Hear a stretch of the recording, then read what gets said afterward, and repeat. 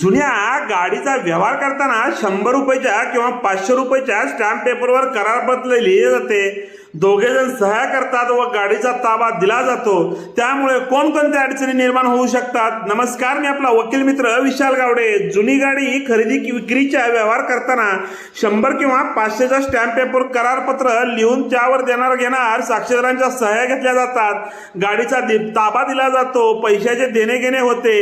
परंतु फक्त स्टॅम्पवर व्यवहार असेल तर तो स्टॅम्प फसवून घेतला होता.